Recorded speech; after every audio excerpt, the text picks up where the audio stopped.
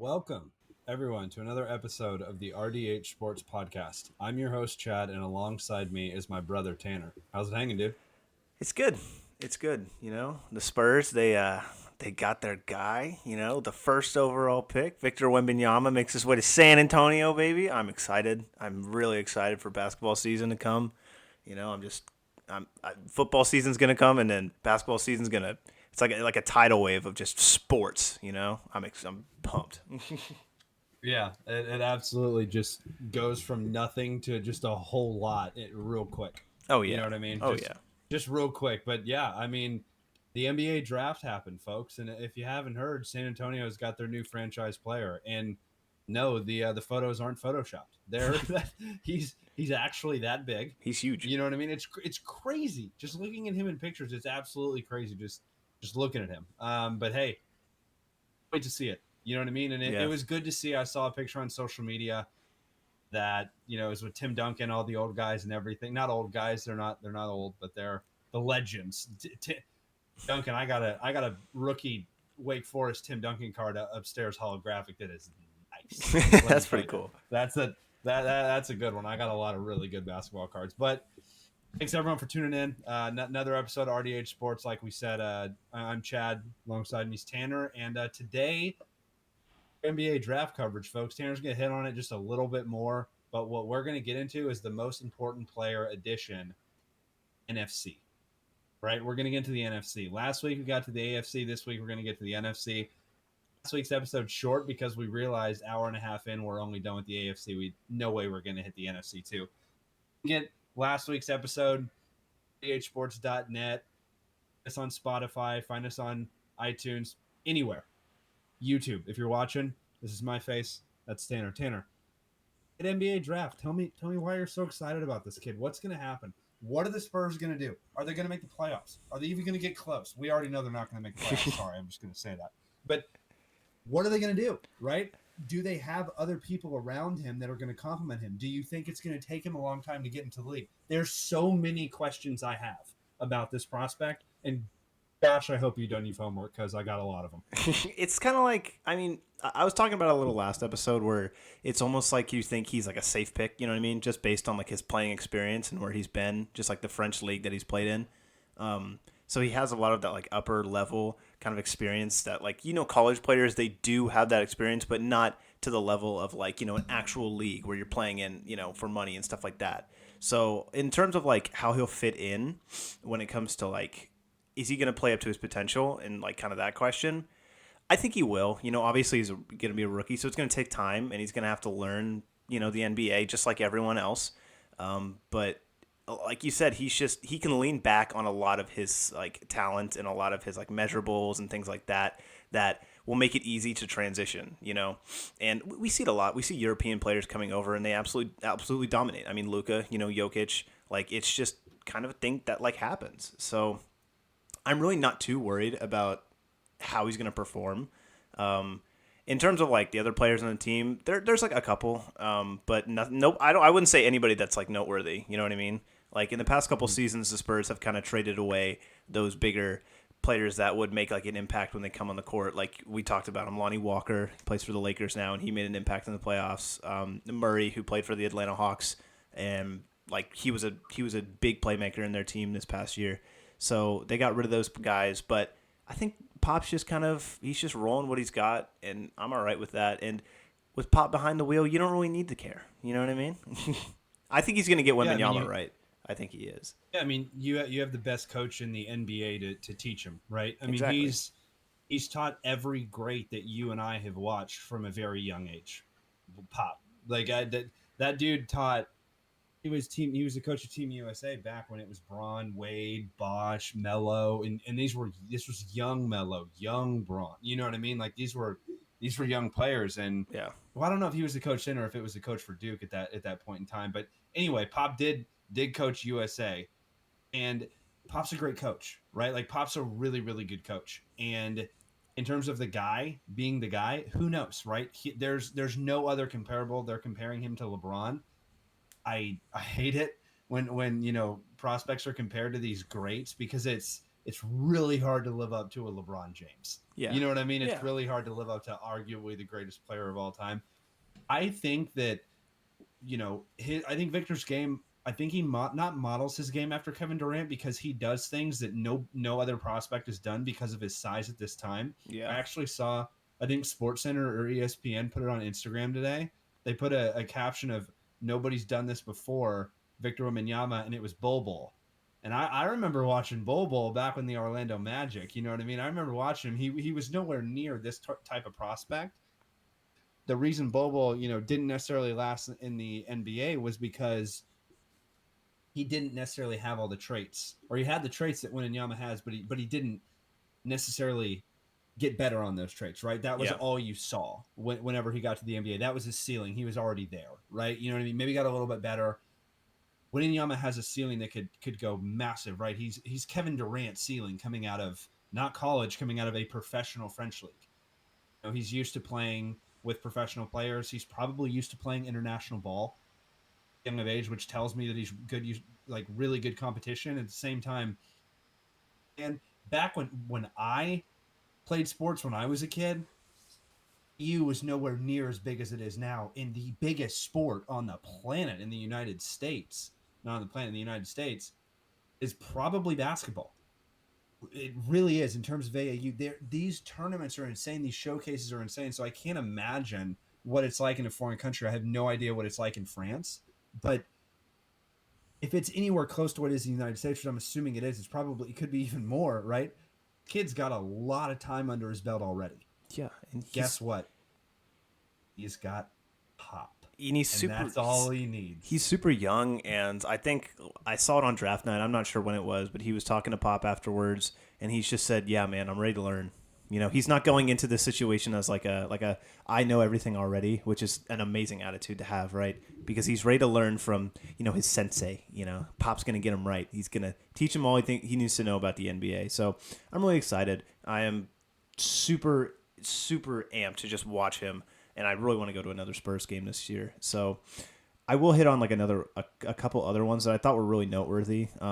Brandon Miller, who was probably my second favorite prospect, he went to the Hornets, and honestly, they also got, I think in the latter half of the first round, or maybe it was the second round, they also got Nick Smith from Arkansas, and I don't care. That's got to be one of the best drafts because if you got Melo, right, and you got Brandon Miller, and now you got a Nick Smith, and when he's healthy, he's good. So they're gonna have a nice little young roster. It sucks that MJ's kind of selling his stake in that, but that they looked like they had a really good draft. The Hornets did.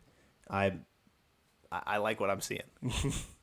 Yeah, I mean, in the NBA too, we were talking about it before we jumped on the pod. It's only a 2-round draft, right? You and I are used to sitting 3 days watching 7 rounds in the NFL draft. Yeah, you know what I mean. The NBA, it knocks it all out in one day. You walk upstairs after the first round, you think you're done, like you were saying, and then you turn around and you got to walk right back down. it's the second round is starting, and you got a whole nother one to go. So, and it's cool in the NBA draft when you have these guys fall, right? You don't expect a lot of these guys to fall. But in this draft, I think it was a storyline, which was a little bit weird because watching previous NBA drafts, usually it's number 1 prospect goes number 1, number 2 prospect goes number 2, number 3 prospect goes number 3, number 4. Oh, we didn't go number 4. He went number 5. Yeah. You know what I mean? Like that. Yeah. That's the biggest drop you have. But this one, you had guys that fell to the second round, like you were saying, and you're sitting there going, "Oh, that's a nice little pickup in the second round." And yeah, it sucks to see MJ's going away from the Hornets, but at the same time, he has so much money, dude. just yeah. Whatever he wants to do, just go do. Whatever he wants to do, MJ, please. If you want to play golf, watching The Last Dance, hearing those golf stories, maybe he's gonna go wreck some golf. Who knows? I mean, but he's gonna sell for a ton, and yeah, they have a great franchise in the hands of LaMelo Ball, but at the same time, you said it, and you didn't even really mean to say it. LaMelo's injury prone. Their second round draft pick's injury prone. So can they stay healthy? Right? Can they stay healthy? It is a question, and can they get on the court? You know what I mean? And LaMelo has already showed he's a game wrecker. And if these guys can come in and, compliment him, which they will, they absolutely will, about, their first round prospect. me not being the NBA guy, I got to ask you more. But what do you like about the first round prospect that they drafted? And a lot of us thought he was going number 2. In Brandon Miller? Yeah. I think watching him play, like actually being there and watching him play, he's just when he gets hot, it's just like nothing else matters. Like he's going to take that jumper, he's going to take that step back 3, and he's probably going to make it. He's just one of those guys that when he gets on fire, you're not going to stop him. Kind of like how we saw Jamal Murray in the playoffs this past year. A very similar kind of like when he gets hot, kind of momentum kind of thing.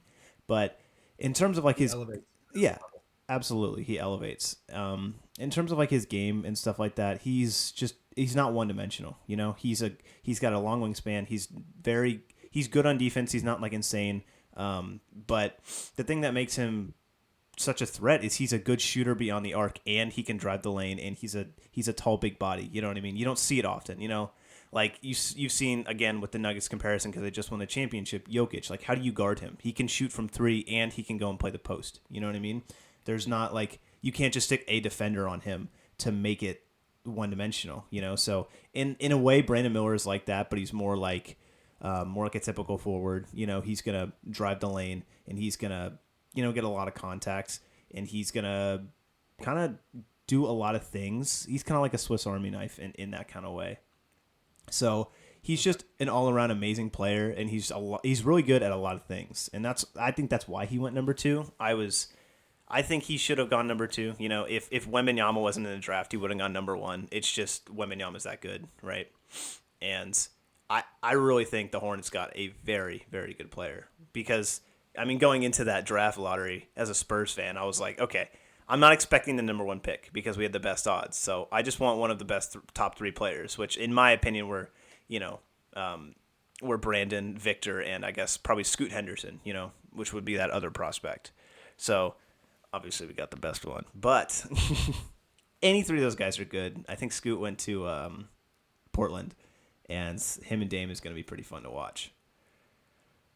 That'll be a fun matchup if Dame stays. You know what I mean? You keep seeing all these rumors. It's like it's rumor time now at the NBA because the season has ended. So he needs to get out of there. We'll see what happens. He needs to leave. Yeah, well, I know they haven't done anything yet, and he already lost his right hand man. So yeah, he needs to go with CJ McCollum. Oh yeah. Hey, what are you gonna do? Any other prospects you want to hit on before we go to this NFL, or what do you got? I think like the biggest one, I think the person who stole the show was probably Grady Dick. Yeah, he had that red. Is that the red? Yeah, he had that red suit on. Yeah, and ironically, he got drafted to Toronto. I like the pick. I really like Grady Dick as a prospect. He's a good player, and he's an absolute sharpshooter. So that's gonna be fun to watch in Toronto. I don't remember the last time they had like a really good sharpshooter, so that would be cool. Also, another one, Anthony Black. I think he went to Orlando. Him and Paolo, I think he was the rookie of the year. If not, he was in contention for it. But that's gonna be fun. That's gonna be fun to watch as well. So a lot of young talent, on these struggling teams. So hopefully it gets better. But it's the NBA. We never know what happens. Like. Season to season, you have no idea what's going to happen next year. I know. you have absolutely no idea. But that's enough NBA talk for one episode. Now we're going to the NFL, and we are talking most important player, NFC, this episode. Last episode, we hit AFC, like I said earlier. Go check it out if you haven't yet. NFC, we're going to start right off the rip. We're going to keep the NFC East until the end. If you're a listener, you know that Tanner and I are Cowboys fans. No, we are not homers, but we are Cowboys fans. So we're going to keep that one till the very end. We're going to start with the NFC North. Minnesota Vikings. Tanner, who is your most important player on the Minnesota Vikings? And folks, let me tell you, if Tanner has the exact same player I have, I will pick another player on the spot, vice versa with Tanner. That's the game. Here we go. Tanner, who's the most important player, Minnesota Vikings? There's only one answer. I'll take my guy. He's the best receiver in the league. It's Justin Jefferson. That's why I went in with the coffee cup. If you can see on camera with the middle finger, I did that intentionally. He's on historic pace. Like if he continues doing what he's doing, he's gonna put up Randy Moss type numbers. Like he's on that kind of pace. He's the best receiver in the league, and he showed it last year. I mean, he got like 11 targets a game, which is crazy. So it's got to be Justin Jefferson. He does everything. You know, he catches the ball in traffic. He has highlight plays. His route running is amazing. He can go up and make plays even when he's double covered, you know, and the offensive scheme lets him do that. You know, he's always open for some reason. Like, why are we not covering Justin Jefferson? This should make, you know, this is too obvious. And he gets open, he makes separation, he makes the catch, and he gets touchdowns, you know? It's that simple. Yeah, I mean it is. And if you're building a franchise, have a pick in the top 5 picks, say every NFL team just going to go to a, random mock draft and you're going to pick your guys. Yeah. He's going top 5. Like, Easy. there's no ifs, ands, or buts about it. He's a number 1 wide receiver going. It's either him or Jamar Chase. You can argue maybe throw in Stephon Diggs, Devontae Adams if you really want to. But for me, if I'm starting a franchise, Justin Jefferson is my guy. And, he is the best wide receiver in this league and the closest carbon copy to Randy Moss I've ever seen. And I grew up watching Randy, so it's really nice to continue to watch somebody in that Viking purple just continue to go. But, I mean, Jefferson did it in college, and he didn't miss a step in the pros, which is the most impressive part. And LSU is wide receiver university now. It's not even a question. Obviously, Justin Jefferson was my player, but I'm going to go 2 here instead of just 1. And one of them is more of an honorable mention, Dalvin Cook. He's a free agent right now. I don't know why. They've said that experts have said that he's lost a step. He's not signed yet. DeAndre Hopkins is not signed yet. Ezekiel Elliott's not signed yet. Everybody's saying that all of them have lost a step. They're the only ones that haven't been signed yet. I don't know. Maybe there's a correlation there, but at the same time, I think every single one of those players has a whole lot left in the tank. Dalvin Cook is my honorable mention, and he's been running it ragged. He's been on the field and not injured for the Minnesota Vikings, and it hasn't even been close. It's been the Dalvin Cook show, and it's been the Justin Jefferson show, and that's about it, right? TJ Hawkinson there too, but yeah, there's nothing else. So that's the honorable mention. And then going into somebody that don't watch a lot of football, you probably don't think right. Don't really think safeties are going to come up in this conversation, but Harrison Smith has been the best free safety or strong safety, whatever position he wants to play, because he's going to hit you really, really hard, and he's really good in zone coverage. And guess what? He baits the passer too, which is even scarier when he can hit you harder, because he does it on purpose, it looks like. And he can come down in the box and be a Mike linebacker at times too. I've seen that in person. So why not throw Harrison Smith up there, the safety, for the Vikings? He has to be. Last decade, it seems like he's literally been holding the back end of that down. And it hasn't even been close. You can't throw the ball deep on Minnesota, because if you do, it's either going to get tipped, get rocked. Harrison Smith. Yeah, absolutely. I mean, regardless of whatever defensive woes the Minnesota Vikings have had recently, I mean, Harrison Smith has kind of been like that rock. You know, he's kind of like the Micah Hyde, for the Buffalo Bills for a long time, or like the Jesse Bates, another safety, for the Bengals for a long time. And he's just kind of like commanding that defense back there and teaching a lot of young guys. So he's doing his job very, very well. And I mean, just like you said, he's locking down the back of the field, and nothing's probably going to get past him unless someone like comes in and like trucks him. But I don't see it happening. Literally. He's gonna lay you out. Yeah, no, I don't see it happening either. Jump into the Lions.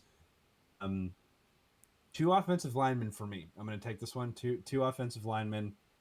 Honorable mention is Penei Sewell, the right tackle. I can't give him the nod just yet, because he's still very young. So I can't give him there yet. He needs just a little bit more. But they have arguably the best center, in my opinion, in the entire league with Frank Ragnow. And you wonder why the Lions, Jared Goff can walk in there and be protected and have a lot of time, and a lot of, speedy receivers now too. Amon St. Brown with Jamison Williams too out of Alabama. He has a lot of time behind that line. That line is very, very good. One of the best lines in football. And I had to hit 2 of them right there. And one of them's really young. Frank Ragnow's been in the league. He's a veteran now. But there's a reason that Jared Goff can walk in there after the career he's had. No disrespect to Jared Goff.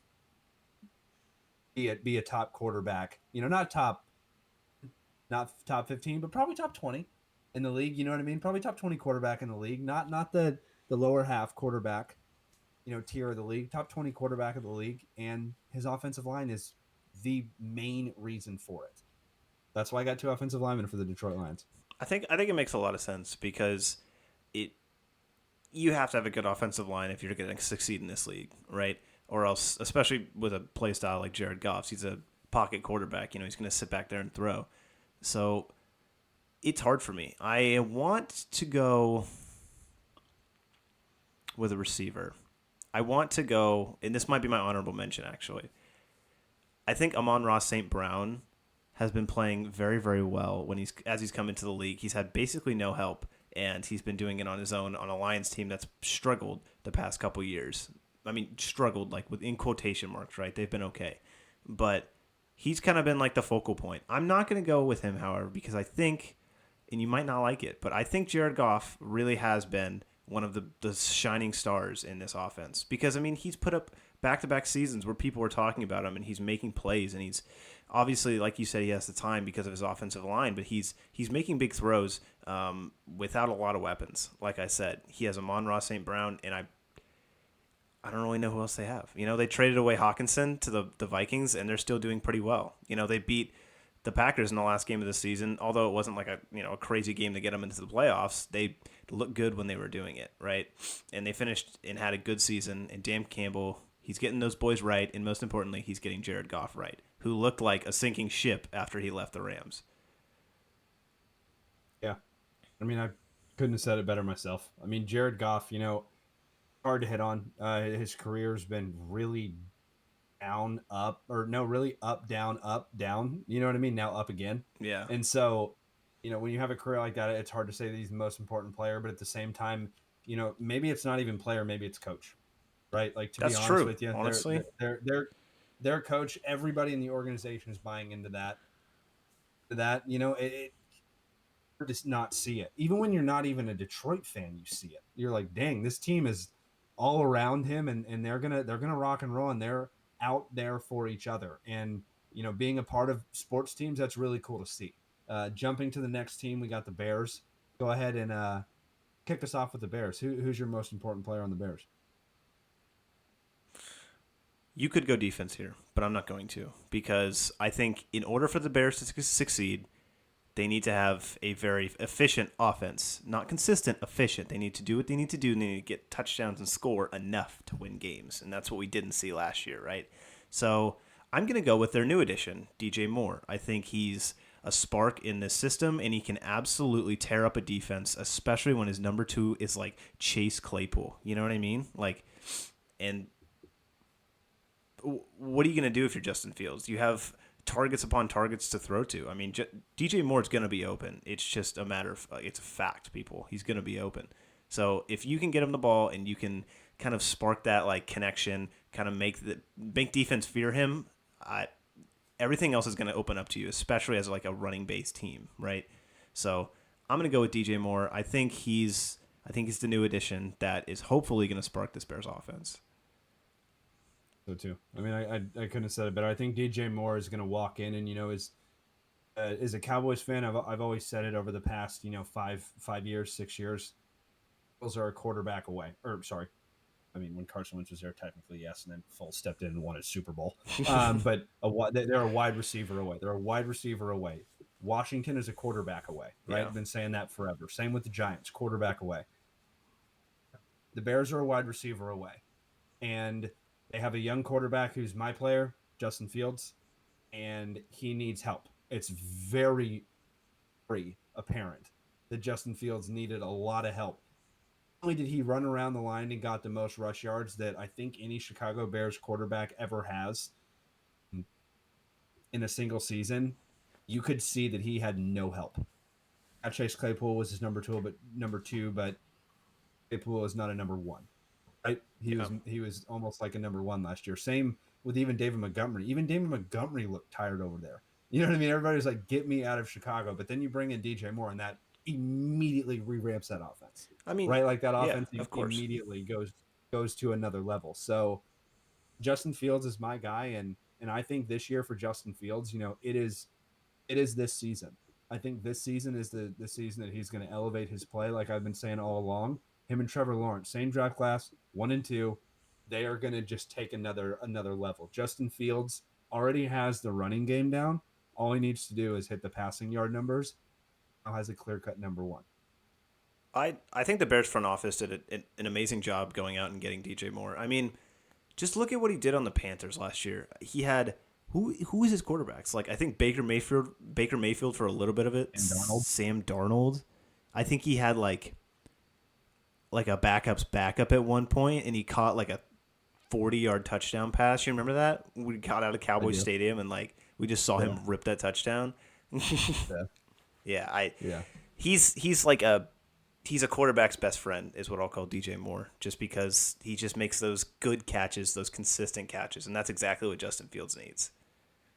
Exactly. And then jump into the last team of the NFC North of the Packers. It's not an offensive quarterback, not an offensive lineman. It's for me. It is cornerback Jair Alexander, arguably the number 1 or number 2 cornerback in the entire league. Yeah. I mean, and Jair's been locking it down for a long time. And Jair's been locking it down for a very, very long time. So when you have a guy that's that good and you have a corner that can literally get put on an island and you really don't have to worry about him, and you can show up to pretty much any team and go, I'll cover your number 1. And that's what Jair does. And not only does he cover their number 1, he follows them across the field. I've seen multiple games where he follows them across the field. Usually the corners will stick on one side, but Jair specifically, if he wants you, he's going to get you. And I love watching Jair play. Plays really good against the Cowboys, which kind of sucks, but he's nasty. One of my favorite players to watch play, and that's why I absolutely had to hit him. Absolutely had to put him on the board here. Honorable mention, offensive side of the ball, but I'm not going to say it yet. I'm going to let you go ahead and say your guy. So go ahead and take it away for your most important player. I mean, just hitting on like the Jair Alexander. If you look back at the Green Bay versus Minnesota game, and those teams know each other very well, Jair absolutely locked up Justin Jefferson. I mean, he was locked up. I mean, he didn't do a lot, and I think there was a point. Most important moment. Yeah, in the most important moment. It's like the end of the season. They need to make the playoffs. They need to get wins, and Jair said sorry. Sorry. I have a lot of respect for him, and he's been doing it at a high level for a long time, which is super hard to do as a cornerback in the NFL. I mean, especially when you got these new guys coming in like Sauce and like, come on, But I'm gonna go with Patrick Surtain. Oh, don't even mention his name. He's so good. But I'm gonna go with Aaron Jones just because there's nobody else, people, on offense. We got Jordan Love, we got Christian Watson, and that's about it. That's about it. They're going to be running Aaron Jones and A.J. Dillon into the ground, I expect, because it's not – I mean, Jordan Love is not a rookie quarterback by any stretch of the means. He has the playbook. He knows it very well, I assume, by this point, and he's played in a couple games where he started, and he's been somewhat productive. So I think they're still going to treat him like a rookie quarterback because he hasn't started a full season, and he doesn't have the reins yet, right? But – that means they're going to run the ball a lot, and they're going to give him a lot of opportunities for play actions and stuff like that, chances to make easy reads, quick passes, and stuff like that. So a lot of dump-out passes to A.J. Dillon, Aaron Jones, specifically probably Aaron Jones in that matter, and he's the number 1 back. They're going to run him, and they're going to rely on him, literally carrying them on his back. So that's what I'm thinking. Yeah, I mean, you have a young wide receiver coming in there with Christian Watson. I think that's a kid that a lot of people are not looking at. I think that he's going to take another step every single year. I think he's going to continue to get better and better and better and better. But you just have no idea with what you have in Jordan Love. Yeah. I mean, you had Aaron Rodgers, and Aaron Rodgers brought it out with Watson toward the end of the season, the beginning of the season, not even close. They weren't even on the same page. Everybody was calling him a bust already. And Aaron's like, just give me a second. And then it got going, it got right, and everybody added him on fantasy, and now he's probably going to be in like the top 5 young wide receivers taken in this year's fantasy if you start to look at the trends after the draft. But Other than him, I completely agree. I think they're going to completely lean on their run game because you don't know what you're getting in Jordan Love. They only have him for a year for a reason. I don't think the Packers know what they're getting in him. A lot of the players are behind him, but you have to be, right. That tells you he's a locker room guy. That tells you he's a leader. That's why he plays the quarterback position.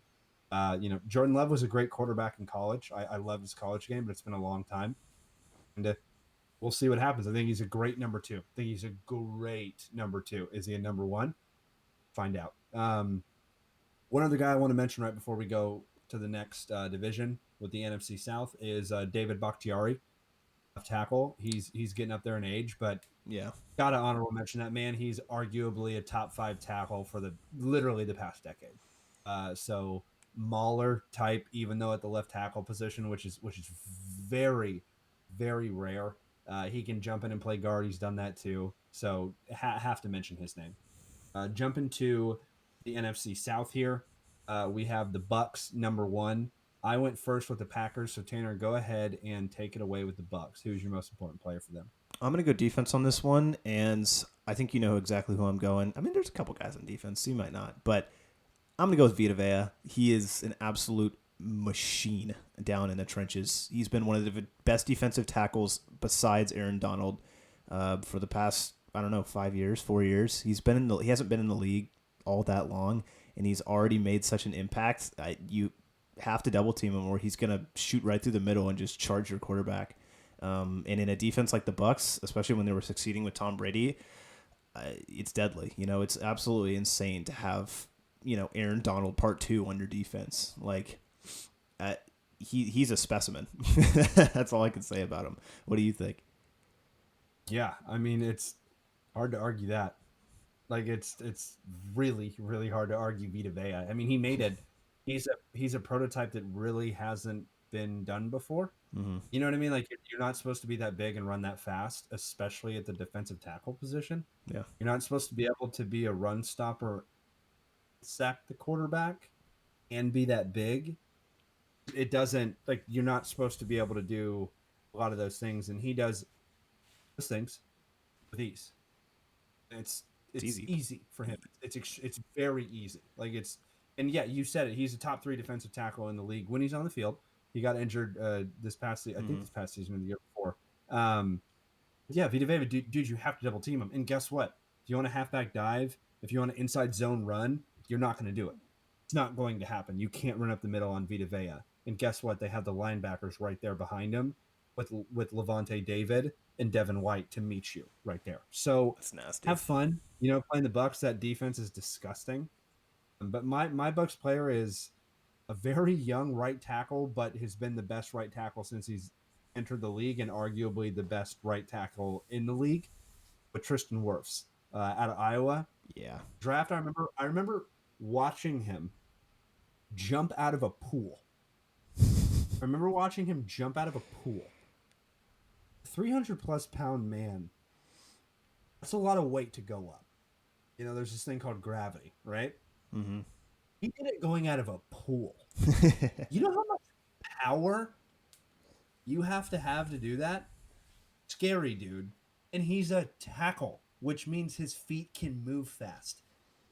Is terrifying. And that's why he went so high in the draft, and that's why he is never going to leave the Bucks unless he gets traded, because they can't afford him. Like a Laramie Tunsil did when he got traded to Houston and they signed him to a big contract. Like, it can't not mention that guy because of what he's done. Oh, look at Pancakes. He's in like 1 out of every 5 highlights. I love it. Like, it's incredible. And nobody got to him when Tom was there.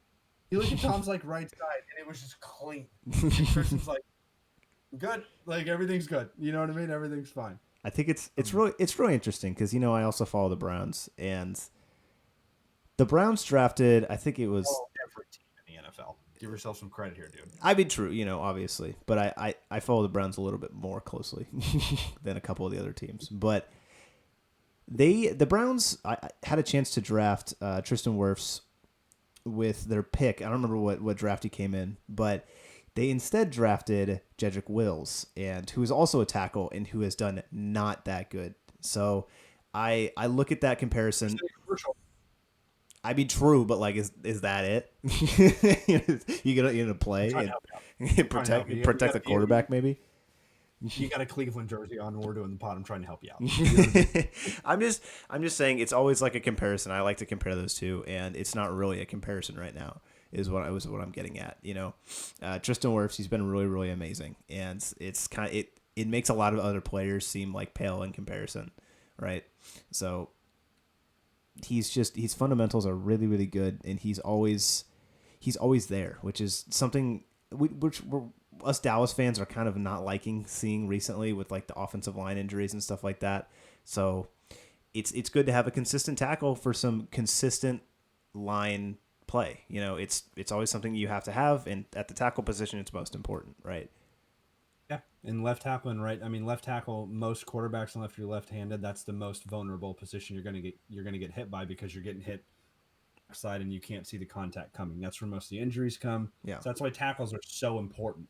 That's why they get drafted higher than guards usually, right? That's why they're valued a little bit more. That's why they're even valued more than the center who touches the ball literally every single play on the offensive side, no matter what. Right? That's why the tackles are valued more. So we're really throwing in tackles for this one. Jump into the Saints next. This one off. I get this. This is my boy. This is my boy. I've been watching him for literally like 8 years at this point. Just ripping it up at the linebacker position. Demario Davis. He doesn't get talked about enough. Go Google how many 100 plus tackle seasons he has. It's over, dude.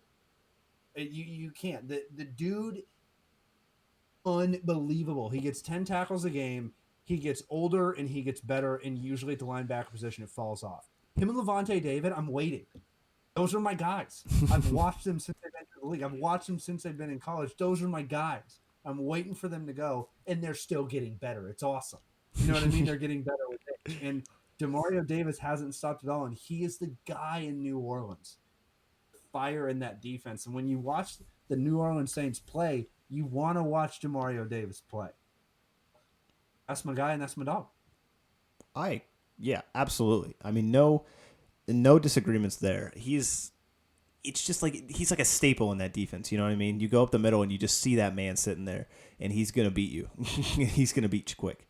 And I think I'm gonna add to that. And this might be the first time we've gone with two defensive players on the most important players, but I'm gonna go with the Honey Badger, the newer addition to this defense, but still a very, very good part of it. If you don't know, Tyrann Mathieu, he is now on the Saints. I know it's you don't see him a lot on the Saints anymore. Since back when he was with the Chiefs, he was making highlight plays all the time, but he's still really good, guys. You just don't see exactly what he's doing because he's on the New Orleans Saints. He's not in Super Bowls anymore. So the Honey Badger has been good. I like a lot of these players we talk about for a really long time, and he's kept his play up for a really long time. And in addition to your point, Demario Davis, he can play like that kind of like sub linebacker role, and he can also drop back into coverage, which makes him very, very deadly because he's not a one trick pony. He can do a lot of things on that defense, and it helps, especially with like the defensive line. And again, Demario Davis, as they can focus on one assignment and they can do a lot of different coverages and stuff like that. I mean, it's hard to argue that, right? The Saints are a defensive team. My honorable mention was Marshawn Lattimore. Not sure you're gonna say Marshawn Lattimore, so like I was sitting there waiting for it, and then you hit Tyrann Mathieu, and that's a mention that I should have put in there too, right? I forgot about Lattimore. That's crazy. Arguably the greatest college tape ever. If it just go YouTube. Just YouTube Honey Badger LSU and have a field day, dude. It is nasty in college. He was so good at LSU, and it's translated completely over. And yeah, he's bounced from team to team. He's definitely bounced from team to team. But the reason he's bounced from team to team is because his safety position is not valued as highly as it used to be. It's not because he's not good. Every team he goes to, look at the number he gets paid. Higher every time. That means something, right? That means he's a pretty solid player. And guess what? He's one of the top safeties in the entire league, like Tanner just said. So there's a nickname, Honey Badger, Tyrann Mathieu. Didn't even address him as Tyrann Mathieu. It's Honey Badger, right? That's of course him. That's the guy. And then, like I said, honorable mention, Marshawn Lattimore. Jump into the Panthers. I'm going to say it. This team took me the longest to find a player. I may have even Madden. You know what I mean? Or you know, for a little bit to kind of see if I could. I even played with the Panthers for like 6 games in the season to see which one played on All Madden a little bit. I went everywhere. I pulled out all of the stops for this player, Brian Burns, Oh, don't. left end. I took your guy, didn't I? Yeah, you totally did. I took your guy. Yeah, Brian Burns. He's Christian McCaffrey was there. He's gone. DJ Moore, you can't even really say was like a staple on that team. I mean, Yeah. Carolina, Matt Rule's gone, came from Baylor, was the coach. You're the most boring team in football. I'm sorry, and it's Yeah. not even close. It's not even close. DJ Moore got out of there, just ran, did as fast as he could. Just got out of there for a reason. Respect to Carolina Panthers fans, but at the same time, I mean, come on, we got to do something.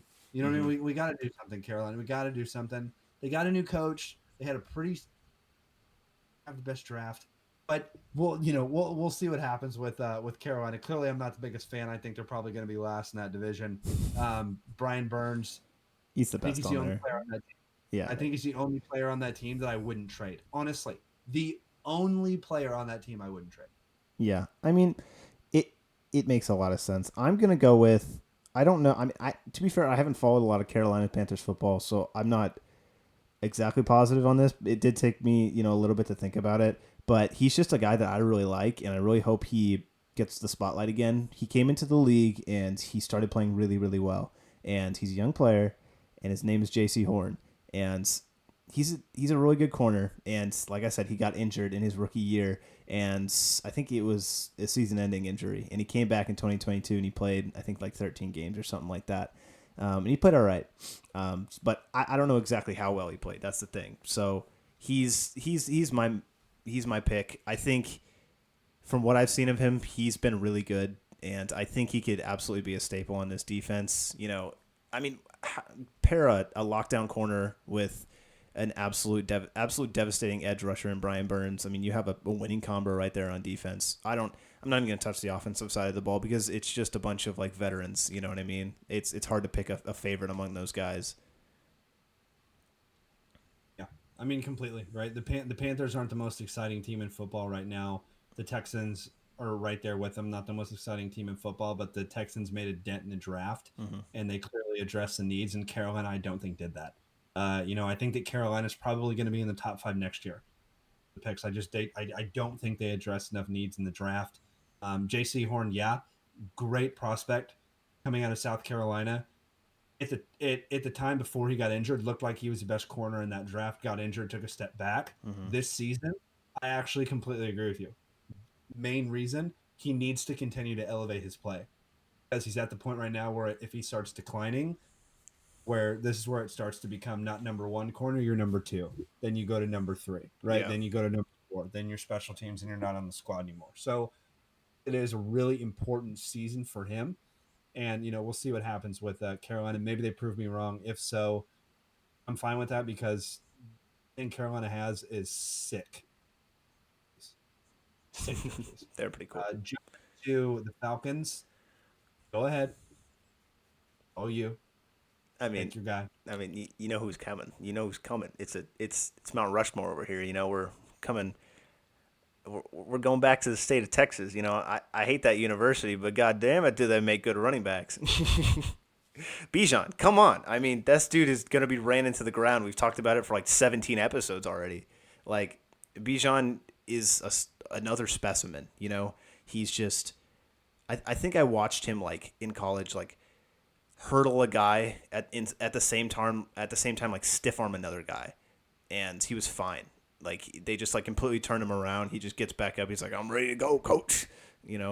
So, but all jokes aside, he is an absolutely fantastic running back. He's that number 1 guy you can give the ball to, and he's just going to go down the field and he's going to truck someone. He's going to, use his ball carrier vision. He's going to get around someone. He's a young running back for the future. I've been waiting to say this for a very long time. I may have said it a couple times already. I'm so excited that he got picked top 10. Remember how many people told me he wasn't going to get picked top 10? Remember the running back position being devalued? Guess what? Him and Jahmyr Gibbs coming out of Alabama, they are making this position not be devalued because of where they got drafted, Yeah. right? Because of how much guaranteed money they just got, because of the fifth-year option they just got on their team. There's a reason Detroit took him at a running when they had a number one running back on the payroll, right? Because they wanted Gibbs.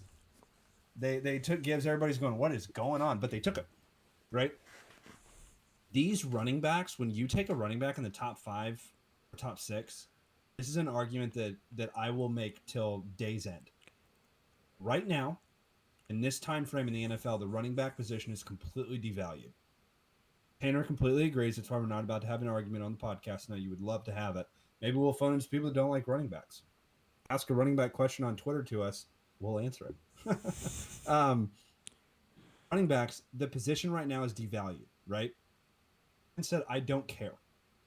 We're going to take Bijan. We're going to put him on our offense, and we're not only going to put him in the running back position, we're going to put him in the slot. We're going to put him outside. Put him in the tight end position. Also going to stick him on the line over here, too. Every position he plays, like we've been saying for episodes, every single position Bijan's going to play. Not another most important rookie that I've seen come into the league since I've started to watch players, to be honest. To be 100% honest with you, I have not seen a player going to get leaned on as much as him. And I thought Dallas did it a lot with Zeke. Bijan needs to sign a second contract. His next 4 years in the NFL, barring injury, he is going to get the rock more attempts than a lot of veteran running backs in this league. Just that simple. But guess what? God, he looks good holding that rock. And God, he's so good.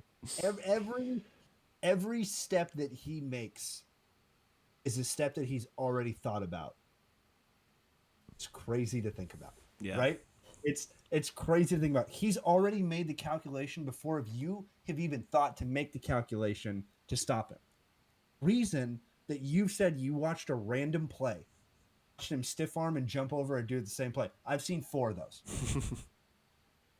It's insane. And I've watched plays of Bijan too, right? I've seen so many plays that Bijan's done that no running back has ever done. There's prospects that enter the draft every single year that are arguably you can put the tag in parentheses generational. This is one of those players. Only other running back that I would say holds close to his tape coming out of college. And God, Jamal Charles had some pretty solid tape coming out of Texas, but Saquon out of Penn State was pretty solid tape. Yeah. Bijan may have the best tape. Leonard Fournette had solid tape. Zeke had solid tape. I don't think Christian McCaffrey had tape that could match this level. Bijan's tape is next level, dude. You watch one YouTube video and you go, I don't even need to do it. Let alone watched, I don't even know how many University of Texas games I watched over the last however many seasons when I wouldn't have watched them. You know what I mean? It's an incredible running back. Obviously, he's my guy. I'm going to move on from him because, like Tanner said, we've been talking about him a ton. I'm going to go Desmond Ridder. I'm going to go Kyle Pitts. I'm going to go Drake London. I'm going to go the offense. I'm going to go everybody. Everybody on the offensive side of the ball. Bijan knows what he's doing. Everybody else needs to figure it out. It's fair. It's fair. You need to figure it out. Kyle Pitts, this is your season. Are you going to figure it out? I don't know. Drake London, not that time yet. He's played very well. London's played very well. He's very promising. You want to put him in that category of make or break it yet. Kyle Pitts is easily make it or break it. Desmond Ridder, make it or break it. Played like 4 games, but guess what? You're a quarterback. It's the most valued position in not only football, but potentially all of sports right now in terms of, everything, right? On the NFL team. He touches the ball every game. Desmond Ridder's a guy they brought in the earlier rounds. We're going to see what he can do. Bijan's going to make him look pretty good. Pitts, if Kyle Pitts can get going in the NFL, going to make him look pretty good too. So Desmond Ridder's the guy. We got to see what the Falcons are going to do. Jump into NFC West. We have the 49ers to start the team. I want to go on the offensive side of the ball, but I'm not going to. I really want to, but I'm not going to. I'm going to go on the defensive side of the ball, and I am going to say the best pass rusher of Micah Parsons in the NFL right now Nick Bosa. Nick Bosa. Yeah, I mean, He it's has fair. power. He has speed. Have you seen his interviews? He's hilarious. You know what I mean? The guy, you can't not root for him. But no, coming out of Ohio State, I mean, he's unworldly. And I get it. You know, the argument is that defensive line has had Forrest Buckner, all of these other guys on the other side of the ball that makes it really easy for him. But watch the games. He gets double and triple teamed, and he still gets through every single time. Wreak havoc on the Cowboys multiple times in person. Being in California, I get all those games on the tube when I'm watching other ones too. So I watched them a whole lot last season, and I watched them a whole lot every other game before that. But still, you can't. We're talking most important players, and if Nick Bosa, if you don't double cover him, you're gonna lose that week. Simple. It's that simple. And I think everyone in the NFL saw exactly what you saw this past year. And that's why he got the Defensive Player of the Year, right? He was by far the best defensive player, and it wasn't really close. You know, I don't know what the heck they're putting in the water at the Bosa household, but I want some because I could be an NFL athlete just like that. You know what I mean? But for my pick, I'm going to go with someone who I think is just as good, honestly, at their position. And you could say he's the best at that position. And I don't think a lot of people would say you're wrong. And I think that's Fred Warner. I mean, this guy is an absolutely amazing coverage linebacker. And he's one of the best. I think he is. And he's gonna make a lot of plays. In fact, I watched back like some of that Dallas tape from the 49ers game in the playoffs, and you saw Fred Warner a lot, and he is just eyeing Dak down. He knows exactly what the quarterback is doing at all times, and he knows exactly who is surrounding him. You know, he has his corners over here and the safeties behind him, and he's using them to his advantage. You know, he's getting himself in the perfect spot so that when Dak throws the ball, or any quarterback for that matter, he's in a position that he can either make a play on it or help someone else make a play on it. And he does that extremely well, and you see it, I think, the best in his game overall in terms of like coverage, linebackers, and that's not even the tip of the iceberg for him. You know, he can do a lot of other things. He's a jack of all trades, and it's just amazing to me. You know, a linebacker that covers and he can do other stuff. Like you don't see it very often in the NFL. I mean, I thought the reason I had the reaction, if you're watching on YouTube, I thought you were going to go offensive side of the ball. I can't believe I did not mention Deebo Samuel, George Kittle, whoever's going to play quarterback, and Christian McCaffrey. Yeah. But we're going to get there in a second. Just wait. Fred Warner is the best linebacker in football. That's simple. Nick Bosa is the number 2 best pass rusher in football. It's that simple, right? Like, not only do the 49ers have an incredible and arguably the best offense, if you look at roster and look at names on paper. Oh, sorry, Brandon Ayuk, I forgot. You're number 2. Wow. You know what I mean? Yeah. Number 2 wide receiver, Brandon Ayuk. Are you kidding me? That's a solid number 2, dude. On the defensive side of the ball, jump back to Fred Warner. Tell me what he does wrong. Nothing. Just tell me what like literally nothing. Anybody that watched him, tell me what he does wrong. I guarantee you I'll argue right against it. Every single game, sideline to sideline, sideline to sideline, zone, rushing the passer, quarterback's face, batting the ball down here, batting the ball down. He makes it look easy. That's why I sound monotone when I'm talking. Fred Warner makes it look easy. I'm on my dynasty league in fantasy for 18th years now, and he's never leaving. He's the best young linebacker out of BYU. Had over 100 tackles at BYU. I've been saying it since day one. If you have over 100 tackles in college, it's going to translate to the NFL.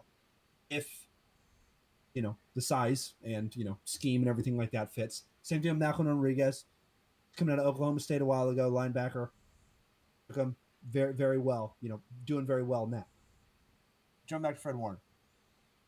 The best linebacker in football, like I was saying, and Tanner, you hit it right on the head. He is also the linebacker with the most utilization that you can have at the linebacker position, and is also the best zone coverage linebacker. That's terrifying. That's disgusting. I mean, that means you can stick him in man. You don't have to put your. That means you don't have to put your tight end safety. Hey, Fred, go lock him up this play. Got it. I mean, in practice, he goes against George Kittle in practice. Like, what? What? What? Perfect transition. Like, come on. George Kittle, the best blocking tight end in the league. Not gonna argue it. Not gonna argue it. The number you could argue top 3 tight end. Can't argue top 5 tight end. George Kittle. Can't argue top 5. Really top 3. I think I could take you down in an argument top 3 if you're trying to go against that. But there, Christian McCaffrey, number 1. number 1. Number 1 in his position in the entire league. Number 1, right? Samuel, most versatile wide receiver in the league. Might be. Check. Right up there next to Cordell Patterson. Like, yeah, absolutely. Cordell Patterson. You want her screenplay? Debo? Okay. You want Debo in the backfield? Okay. Lined up next to Christian McCaffrey? Okay. You want Debo lined up at fullback? Okay. Go outside, inside, tight end, everything. Everything, right? That's why I'm saying the NFC, there's the Niners, there's the Eagles, and there's the Cowboys. See what other teams step up. You know what I mean? We're gonna see what other teams step up. Now, about the 49ers, jumping to Seattle. Who do you got? I'm assuming we're gonna go offensive side of the ball here, but who do you got? It's hard not to, because I mean, who the heck is even on their defense, right? They got that young corner, and that's kind of like it this past draft. But you know, I just think I'm gonna go with he's not up and coming, but he's definitely, I would say, the number 1 on that roster when it comes to receivers, and you know who I'm talking about. It's DK Metcalf. I mean, the fact that it's not Tyler Lockett is hard to say, because I've been watching Tyler Lockett for a long time, kind of like the conversations we had with other guys.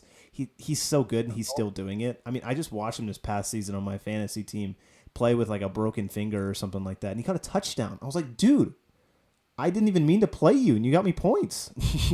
Like, I didn't check my lineup by accident, and he was like, "Oh, touchdown, cool, thanks, man."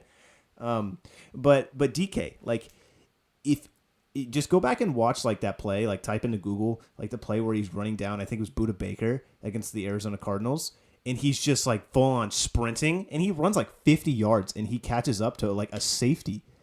And Buda's pretty fast, and DK is pretty big, and he still caught up to him and made the tackle.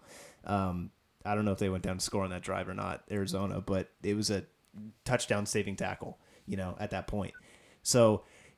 But yeah, the thing about DK is he is just a monster when you look at him. He's menacing. If you're a cornerback and you have to face him, he's a matchup nightmare. If you're any cornerback in the NFL, he's going to go up. He's going to catch the ball at the highest point.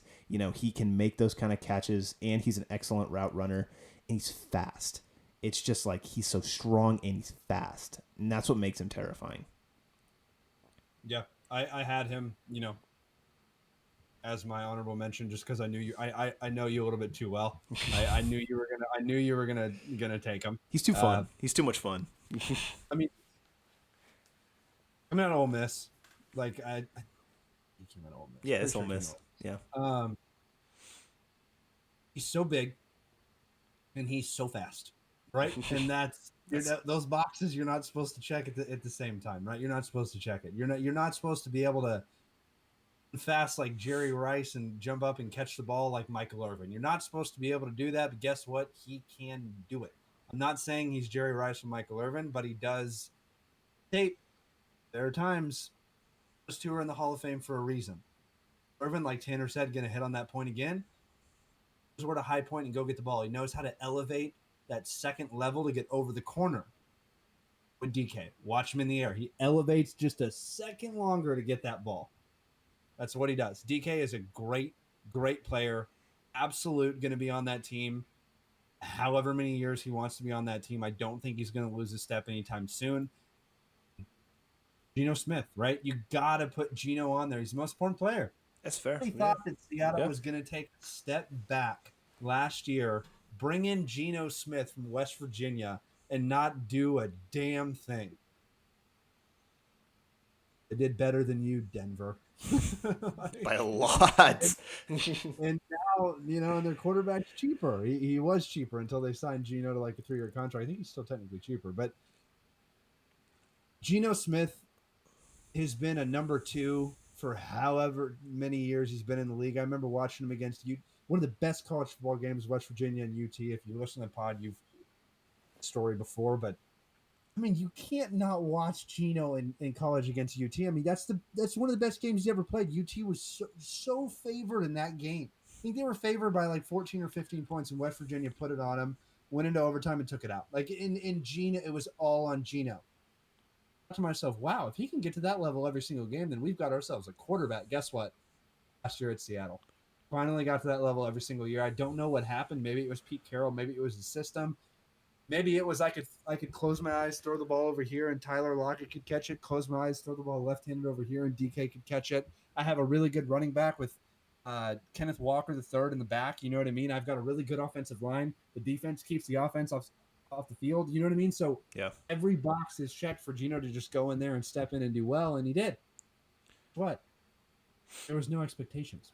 I know. It almost makes you think that, like, what is Pete Carroll doing? You know what I mean? Like, is he just this like quarterback whisperer that brings the best out of everyone? You know, like was he the reason Russ was cooking so hard in Seattle, and now Geno's cooking in his spot? I don't. It's really interesting to see like this thing. We thought Seattle was over. Like we thought they were going into major rebuild mode after Russ left, and sorry, they're making the playoffs, people. You know. It's amazing. It really is. I'm excited to watch Seattle again. I really am. Exactly. Jumping to the next team. They're going to the Rams. You're up, Tanner.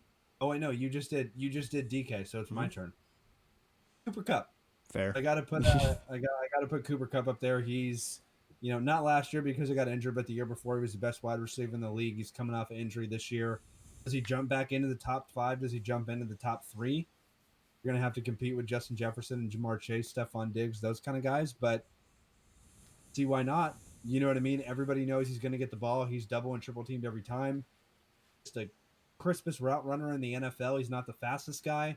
He's probably the hardest working. And like I said, running is 5 stars. And got him in my dynasty league too because we're riding with Cooper Kupp and we're off of injury. Let's see what the Rams do this season because you really have no idea what the Rams are going to do this season. Yeah, no clue. You really don't. They could honestly be in the playoffs and be a really, really good team in the NFC West, or they could be last place. Yeah, I think it's fair. I mean, when you think of the Rams, especially recently, you think of Cooper Kupp, right? I mean, just a year ago, not this past season, but the one before, they won the Super Bowl and Cooper Kupp won the Triple Crown, right? He was the leader in receptions, touchdowns, and what was the other one? In yards. And I mean, come on, he made it look easy. He just maybe it was the offensive scheme, which is now being used in Minnesota, but he's really good. And I think I just want to say, like, especially about him, you hit it on the head when you said he's a hard worker. I mean, he's been in the league a long time, and he finally gets the praise he deserves. He hasn't put up the most outstanding numbers his whole career, obviously, but he gets that one shot and he took it. And that's what you love to see from a hardworking individual. They're constantly improving their game and they're making the adjustments. And when that opportunity comes, just like Cooper Kupp did, they take it, and that's exactly what happened. So I love it. Cooper Kupp's an amazing player, but we talked about the second best defensive tackle on this podcast already. Why not talk about the best one? And Aaron Donald, this multiple defensive player of the year is going to go in the Hall of Fame as one of the best defensive tackles of all time, of our generation. It doesn't matter, people. He is insane. He has been holding down that defensive line for the Rams for a long time. And kind of like Vita Vea we talking about, he just makes it look easy. He makes these plays that are just absolutely absurd. I mean, go back and look at the Super Bowl, the last drive the Bengals had when they were in there. Oh my! It was all Aaron Donald. Every single play, he was the run stopper. He was the person that was like pushing on Joe Burrow. He's making plays, and he's done it his entire career. Like it's hard to be defensive player multiple times. We've seen it with like J.J. Watt, right? And you just like say the name J.J. Watt, and the room just like lights up. So Aaron Donald, one of the best defensive players of all time. I don't think it's really that much of an argument. No, I don't think it's an argument at all. I think that whenever he came out of nowhere and said that he was going to retire, I think it was last year, I was like, we're already done watching. I know. This one time over with Calvin Johnson, right? Like there's players that go out in their prime. Calvin Johnson went out in his prime. I thought Aaron Donald was going to go out in his prime, but he didn't, right? Because Sean McVay ended up staying. He's very loyal to his coach. You don't really see that in the NFL. Micah Parsons, if you're listening, you're probably not, but if you are, be loyal to Dan Quinn if he leaves next season. Please stay with the Cowboys. But with Aaron Donald, dude, he's been the best defensive tackle out of nowhere, and being a mid-round pick from Pittsburgh, you didn't necessarily, or mid-first round pick of Pittsburgh, you didn't necessarily expect him to come in and be what he is, right? It's the the biggest comparison that I have in terms of, excuse the younger listeners right here, of what the fuck. Mm-hmm. Micah Parsons. Yeah. Aaron Donald and Micah Parsons are the exact same thing. Same with Justin Jefferson. There's no way you saw what was happening in college not only translate to the NFL level, but make college look like high school and then make NFL look like college, right? Like you don't see players doing that. And that's why there's so few of them. And to be an undersized defensive tackle and put up the numbers that he's put up, not only is he the most powerful player I've ever seen play, he needs to go out for like World's Strongest Man or something. Because I watched this dude after a game take his jersey off, take his pads off, throw his helmet on, keep his gloves on, go to war. Offensive lineman who has 100 pounds on him. Not only is that a man who's not scared, the man who knows he has an unlimited amount of power, like superhero power we're talking here, right? Like when you say going into the Hall of Fame, it's a first ballot Hall of Famer. It's a first ballot Hall of Famer. He got the Super Bowl ring. He needed to check that off. He did. He almost rode off into the promised land. Thank goodness he didn't, because he can probably get 100 more sacks being in this league. It's a defensive tackle. The NFL tried to almost devalue the defensive tackle position, right? You saw that. You saw the trend. And then Aaron Donald came in the league, and they're like, well, he just made a new prototype of the position.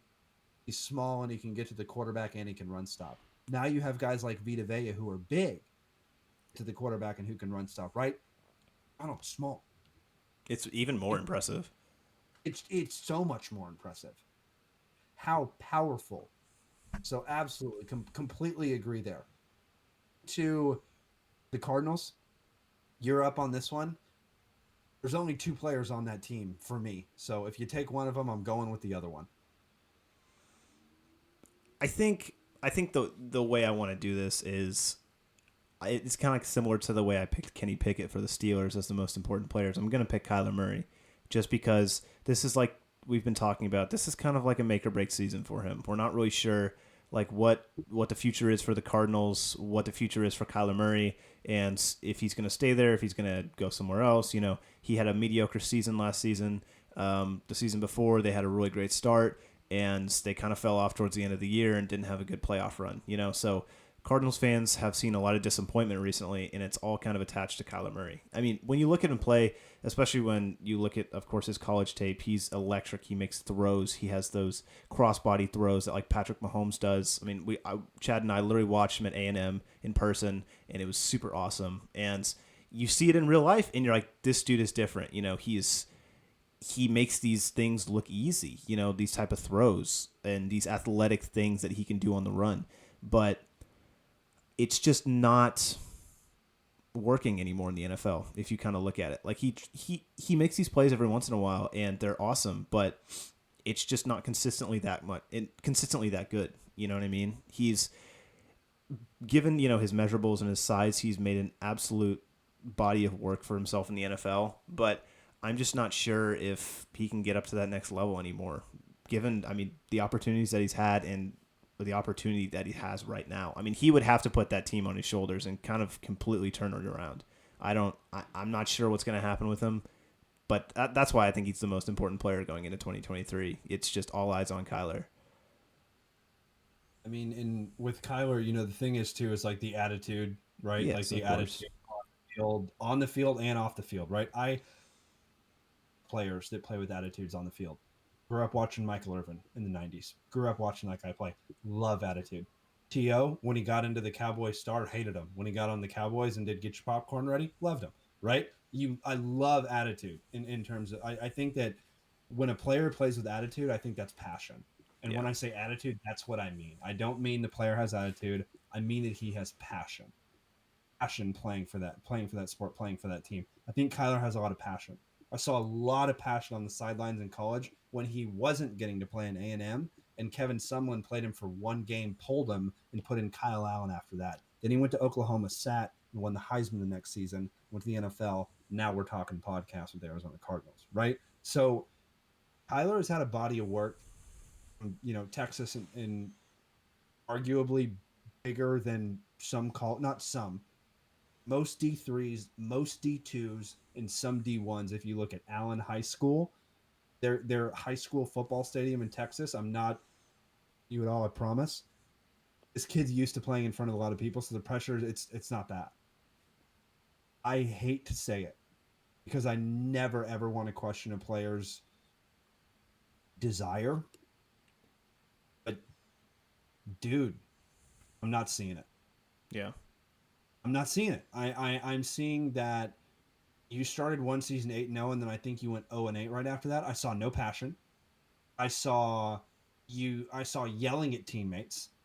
I saw you have so many guys on that team in Arizona. Arizona, they back with Kurt Warner, that's the only really, blip they had on the map in the NFL, in terms of success, but they could have had a chance there. Team was a solid team. Chandler Jones on the defensive side of the ball, Buda Baker, who is my guy, who I know is technically a free agent, but you had Chandler Jones at the time in Arizona. You had Buda Baker. You had a great defense. You had some solid key pieces on the offense, and Kyler was playing really well, but then it just stepped off and it just fell off a cliff. And personally, for me and Kyler Murray, I hate to say it, but I question leadership. Biggest knock I have on Kyler, and I've had it coming out of college. Go look at my articles from 5-6 years ago. Whenever Kyler was coming out of college, leadership lacking. That's the main concern I had on Kyler, and it's still holding true to this day. I absolutely think Kyler's the most important position on the Cardinals. And let me say something real quick. I love Kyler when he's healthy. Field and when he's slinging the rock and when he's doing what he's doing, I love Kyler when he's healthy.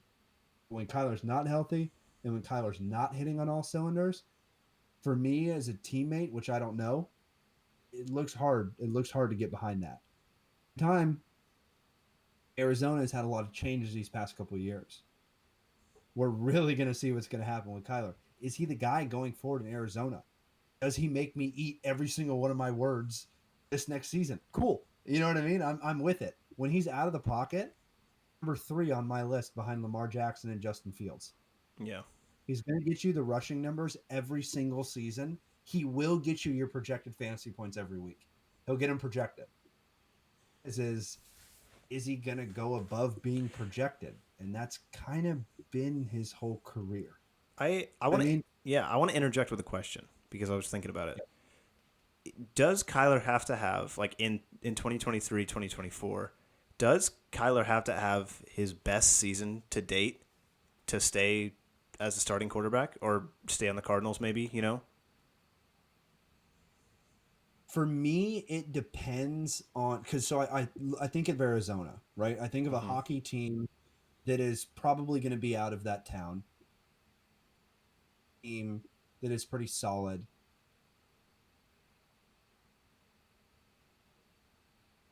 Hardcore fan base. I would say is more like medium or like lax fan base style, right? Fans are calling for Kyler. I don't know, right? Yeah. The season was injury ridden. You cannot say that after this season there's no way. He's coming back from injury. You can play that card. Don't have this season, you have one more season after Kyler. Guys, that's it. That's the make or break season. Or what? Now, you asked a good question. There's this quarterback called Caleb Williams. If you haven't heard about him, That's true. he's going to be the most, just mark my words now. This kid's going to be on every ESPN, Instagram post, every Sports Center post, everything. He's going to be a top 5 quarterback unless he does a crazy dive this next season, which he won the Heisman last year. I don't see it happening. If Arizona is that bad, if a lot of teams are that bad and that close to that number 1 pick, I think you're going to see a team move on from their quarterback faster than you can blink. Caleb Williams. Not to mention that Kyler has an absurd amount of money to him because they already signed a contract and their head coach is now gone, brought in Kyler. So nobody's there for him right now. Oh, Ray, forgot to mention, his number 1 wide receiver is also out the door. He has no help. Yeah. So I don't know. It's a lose-lose situation this season for Kyler, in my opinion. I wouldn't pick him in fantasy. I can tell you that right now. But no, to answer your question, I don't think this season is his last season. Unless they're in like the top, like bottom 10 of the league, then it makes an argument that you could make that Washington type trade to get a Caleb Williams and get up and go there, and maybe he can save the franchise and bring him into the promised land. Who knows? Because Kyler, his whole career, other than those 8 games and various parts of his regular season play, has not elevated his career, has not gotten the Cardinals to where they're supposed to be, has not made the money he's worth in terms of per year. So are you saying like obviously if he goes out and has like a stellar MVP like season, he's going to be fine on the Cardinals, but are you saying like basically no matter what he does, it's just it's almost time to move on? Because you don't think he's going to be all that, I guess. I don't think he has any help, to be honest with you. Yeah. I don't think he has any help. I don't think he has a good offensive line. I don't think his defense is very good. I don't think that his his wide receiver 1 just left. And DeAndre Hopkins were just making chemistry, and then he goes away, right? So like, I'm not saying that I'm writing Kyler Murray off in the NFL, but what I'm saying is if Kyler doesn't have a solid season this year, next year, he's probably going to be somewhere else. Yeah, that's fair. Because it's very hard to argue when a new coach comes in, quarterback is getting paid that much money, very, very quick way to bring in a whole lot more guys. You can have your guy there draft-wise, and you can trade up not that much in that scenario. Now, are the Cardinals that bad of a team? The roster, I do think they're a bottom 10 team. If you look at their roster right now on paper with free agents they've done, I do think they're a bottom 10 team in this league. That's what's hurting Kyler. If he was any other position, he'd probably be fine. But being the quarterback of that team, having the price tag, the new coach, I think the stars are all aligning. And honestly, I kind of want to see Kyler with another number 1 wide receiver because he's too fun to waste his career in Arizona and throw into Rondell Moore. No disrespect, Robbie Anderson. You know what I mean? Like, come on, man. Andy Isabella, like. Yeah, come on, man. Out of Stanford, like, come on, man. You gotta give him something. And James Conner's solid, but James Conner's not going to carry that rock. Like you got to give him some help, and they haven't. And Kyler, I'm frustrated as hell too. You know what I mean? Like, I look at the situation, I'm really frustrated too because they just haven't really done a whole lot to help him. And when they did bring in DeAndre Hopkins, now he's gone. But I've also read multiple reports that he's not the best teammate, so I don't know. Like, I don't know that. Yeah, it's hard from our position, Yeah, that organization. Like I said, we're just couch warriors, right? We're just sitting here on our couch, just talking. But jump into the NFC East because we've talked enough about Kyler Murray. We're gonna start with the Eagles. I don't want to say it, but Jalen Hurts. The Eagles, Jalen Hurts, top 5 quarterback in the league. I want to say top 5 quarterback in the league. Since Alabama, if you get benched in the national championship game and you're still a good teammate, Probably a pretty good character guy. That's right? Probably a hard. pretty good leader. That's so Probably a hard to pretty good go leader. through, dude. Probably a pretty good leader, right? Then you come back, drafted in the top rounds. You get drafted, I think third round. Don't think he got. It might have been second, third round. Don't get taken in the first round. There's two. Okay, he's taken in the second round, not the first. Kind of felt like should have got first. National championship, got benched. You know, that played pretty well at Oklahoma. Didn't go first. Went down second. But my, since he's been in the league, dude, I don't know. Whenever his first season in the league in Philly, played horrible against the Cowboys. And I said, I see a lot of holes in his game. The coaches have and every single coach in the NFL has an entire offseason to game plan against these weaknesses. It's done, but I didn't think he was going to do what he did that next season, which was become what he is now. Yeah. And he is not only a heck of a quarterback in the NFC, he's a top 5 quarterback in this entire league. And if you're starting your franchise from scratch, you're taking him because he is the best right alongside of Dak Prescott in this league. There's not a better one in this league.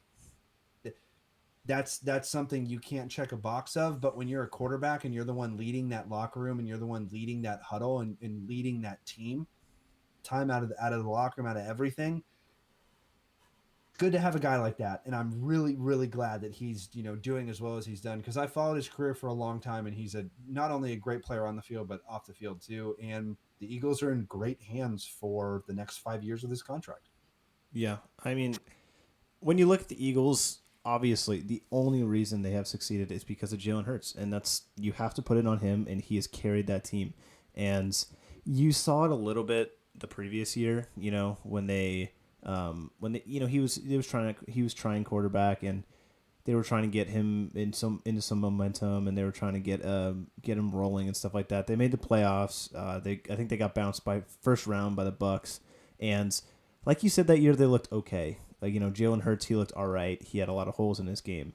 But the thing about it is, like you said, he got benched in a national championship game, and then his backup comes in the second half and wins it. I mean, how do you feel in that moment? Do you even come back out for the second half? Do you even wear the ring, the national championship ring? You know what I mean? Like, I don't know. It's hard because it's like, okay, at that point, it's not on you. You quote unquote failed. It's how do you come back from that big of a failure? And the fact that he has the mental headspace to do that is just absolutely insane. Let me interject there. He's like a 22-year-old kid. Yeah. He's like my age. And he's just like, his mental game is just like on point. No one can touch him. Show that, dude. Wow. I know. Wow. It's really impressive, and I think it speaks a lot to his dedication to the game and how hard he works. I mean, if you talk to any one of his teammates, I mean, he's in the city of brotherly love. Like, everyone in that city works hard, and the hardest working one on top is Jalen. He's the quarterback of that team, and he identifies as Philadelphia. Like, that is his role. That's what he looks like. But in terms of his game and stuff like that, obviously, he still has stuff to improve. I've seen some accuracy issues and stuff like that, but there's not a lot of big holes anymore. I mean, the only thing big about Jalen Hurts is his frame. Like, that dude is huge. He can take hits. He can jump in the middle of a QB sneak, which was like the insanely good play last year, from the Eagles, and he made it work super, super well. It's weird too, because like coming out of college, I would say he was kind of more of like a not a run first guy, but kind of like a 50-50 run pass kind of guy. And now he's more of kind of a pocket quarterback. He's developed his throwing motion, and he's gotten a lot better at just getting the balls to his receivers and making plays out of nothing, instead of just, scrambling into the field and trying to make an athletic throw, right? He's making these plays that are extending plays instead of like forcing them into a run play, if that makes any sense, So I've seen a lot of development in this game, and it's really cool to see, honestly. Yeah, absolutely. Who is your guy on Philly, and then we'll move on to the Giants. I want to go. I'm going to say an honorable mention here. My honorable mention is Fletcher Cox, but because he's solid. Don't get me wrong, he's solid. He's been in the league a really long time, and the only reason I'm not going with him is because there's a fun new guy in Philly this year. You've seen him a lot. His name is A.J. Brown. And that is honestly the number 2 reason why Philly was in a Super Bowl this past year. I mean, those two were number 1 and number 2 in fantasy. Like, those guys connected. And Tennessee, obviously they took a shot on A.J. Brown, but they just didn't believe in him. Now, Philly, they took a shot on A.J. Brown by getting him, and they believed in him. They put him in the best situation that he could be. They gave him so many opportunities, and he just absolutely flourished. I mean, I don't know what Tennessee was doing with him. I don't know why they let him go or why they didn't even try and give him the ball, but he just makes these crazy catches, and he's just a fantastic target for Jalen. He can go up, he can go down the field, he can get the ball at a high point, and he can catch in traffic. He's pretty good at route running, and he's got amazing hands. I mean, that's the pretty much the best thing about him. He can catch the ball at like any angle. Yeah, I mean, he goes up and high points the ball better than anybody. I think his comparison's Des Bryant. Just that simple. I think fair enough. I think he's a bigger version of Des Bryant, a little bit less quick. I think he's a little bit frame wise DK Metcalf, takeoff speed. I mean, yeah, But both went to Ole at the Miss. same time, exactly. I think I said earlier in the episode too. I think I said the Colts, which was just wrong. You came from the Titans, but with what we were saying earlier in the episode, right? We kept hitting on it, right? AJ Brown, right? AJ Brown. And we need a number 1 wide receiver on. We were talking about the Bears. All you need is a number 1 wide receiver, right? All you need is a number 1 wide receiver. That's they're missing. Philly was missing, and man, did they get a good one. Because when Brown came in, he not only played okay, he played number probably 4, 5 in the league. Top 5 receiver easily. Yeah, and when you go into a new system, a quarterback that fans did not know if he was even going to be the quarterback at the end of last season, or at the end of at the end of the next season, it's like that's a lot of question marks. But then he comes into that team and does really well like that. You know what I mean? And not only does he have good games, he has dominant games. Mm-hmm. Dominant games. And when you see a guy leave a system and didn't really have a dominant game like he had, when you see a guy leave a system like that, that's exciting. He goes to another team. It's like, okay, yes, they were holding back a little bit. There he goes, right? Like now he's out of his shell. Now he's really going. So yeah, definitely. I think real quick, I think another important thing about his game is it's just a thing among number 1 receivers is that, especially when you have a number 2 who's young, just like Devonta Smith, like he's going to get a lot of the attention from the defense, and he's going to help get a lot of pressure off of Devonta Smith, Quez Watkins, the people out in the flat like Miles Sanders when he was there, and he's just going to help the offense run more as like an efficient unit, right? So you're going to get more guys open at number 2 and number 3 slots, as opposed to just throwing the ball to A.J. Brown every single time. That's why you saw the 1-2 punch with him and Devonta Smith. That's all I wanted to say. Oh yeah, absolutely. I mean, and you can't take away anything from Devonta Smith, and you're gonna have to sign him for a pretty good amount of money when his contract's up here in a couple of years, just because that's arguably the best young number 2 in the entire league, and it's not even close, right? Number 2. Number 2. That's your number 2. Not a bad number 2, and guess what? He threw to him in college too. So no big deal. Dominant. Now jumping to the Giants. Tanner. Who you got on the Giants? Who's the guy going into next season? I can make this easy. There's a very simple answer just sitting right in front of me. And I'll take it. I think I'm going to take it. I really do, because it's Saquon. He's the reason the Giants were good this year is because Saquon was back and he was healthy. That's it. It's Saquon's show. You should just go tell him the Saquon Giants. Because don't get me wrong, Daniel Jones, he had a really good season, and Dable coming in, he had an amazing impact on that team. But Saquon, you just give him the ball and he just gets points. He's just one of those guys that we talked about earlier, like Bijan. He's just one of those generational talents that you don't see very often. And the fact that he's had this return to form after being injured and having injury problems is just really amazing to see. You don't see it. People come back from injury that often, especially at the running back position, and 2, dominate like they used to, and even dominate even more than they used to. I've been very impressed for Saquon for a long time, and I don't think he's going to stop anytime soon. No, No, like not even close. And that was my guy. Was Saquon, and that's a great player you brought up. Like I said, the best tape coming out of Penn State, coming out of college, like best tape I've seen running back wise. But he still hasn't signed his franchise tag. Saquon still has not signed his franchise tag yet. Who needs more So money, bro? The Giants have money. Come on, sign him. I don't know. I don't know. That's a big question. If Saquon's not on the Giants next season, team not only goes to not good, but that team goes to Washington, probably lower than Washington, because Saquon was that entire team. And yeah, he's the best player on that team on the offensive and defensive side of the ball.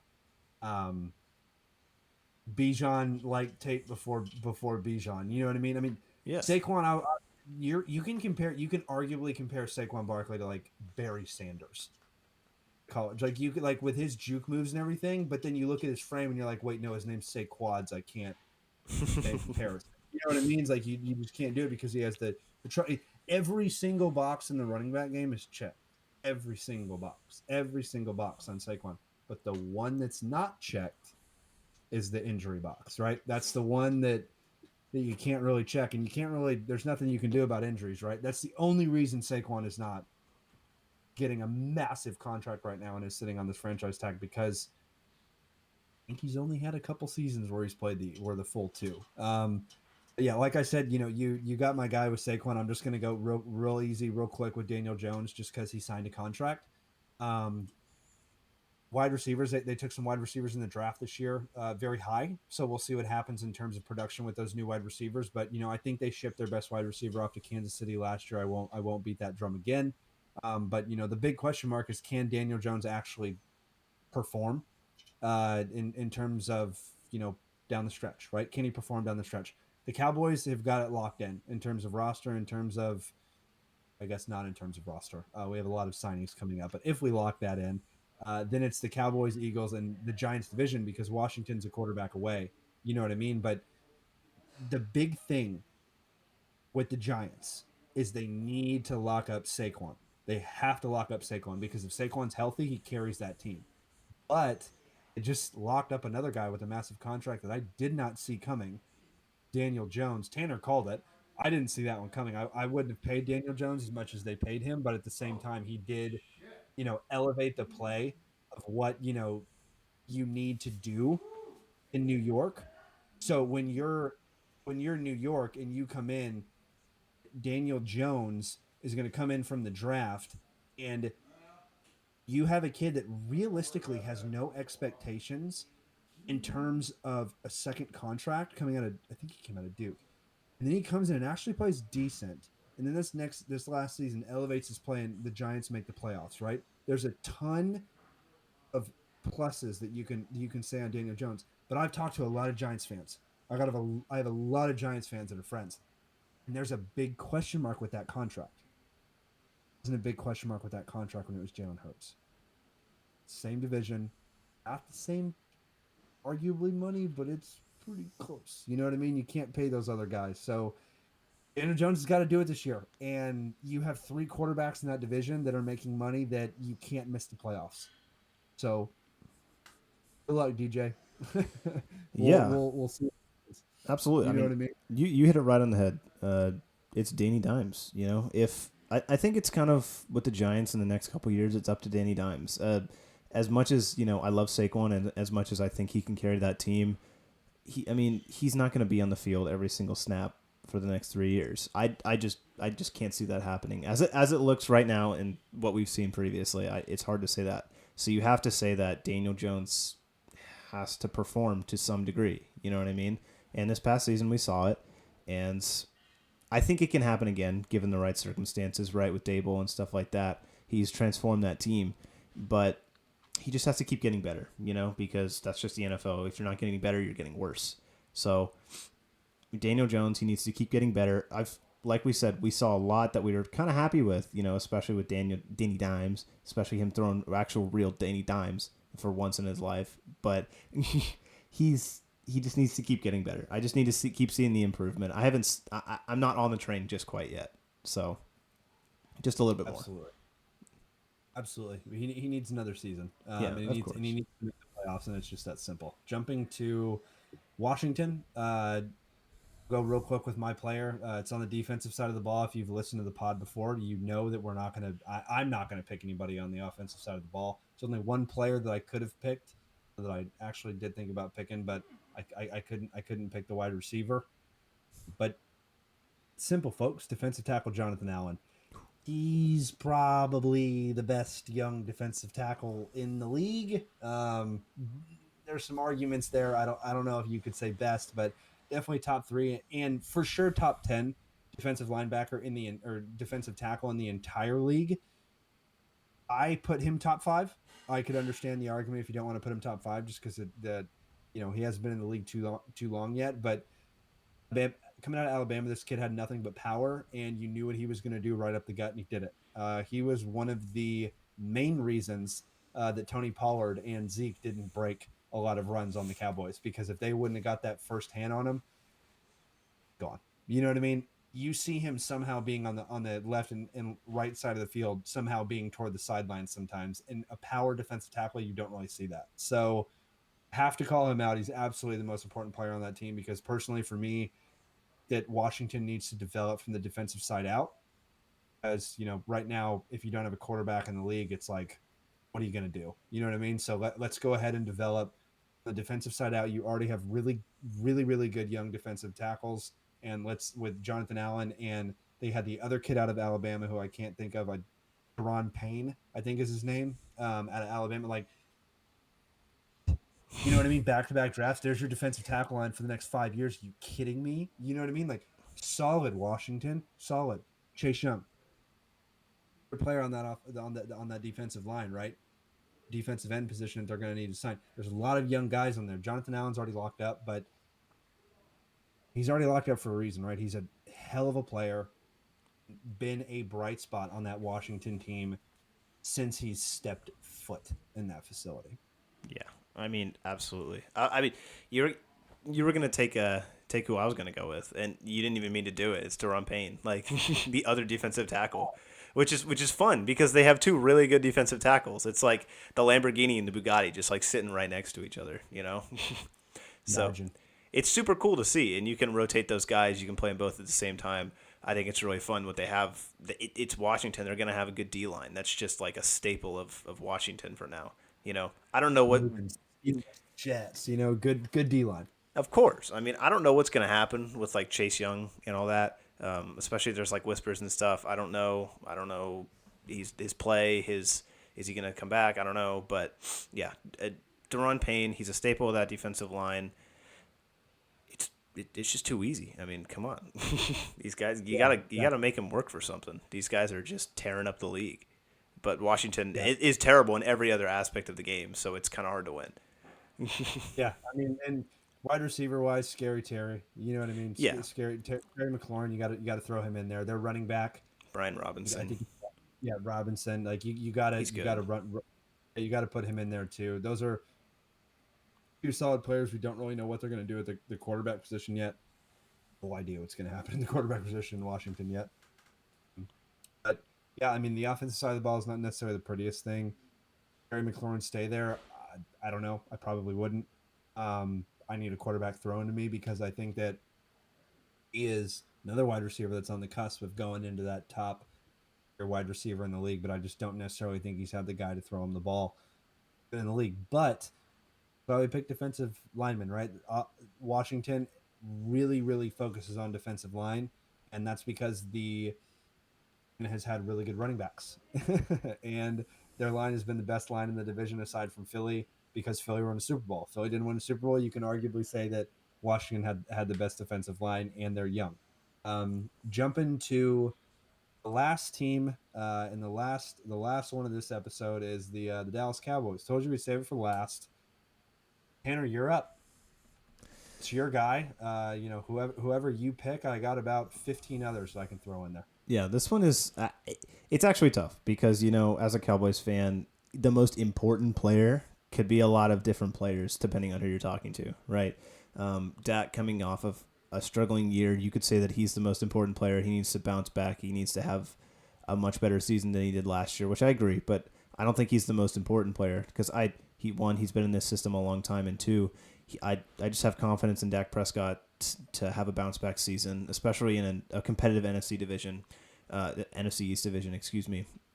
But I'm gonna go with, I think this could absolutely transform the defense. It's kind of a sleeper pick. It's kind of not. I'm not going to go with Micah Parsons, but I'm going to go with his best buddy, Trayvon Diggs.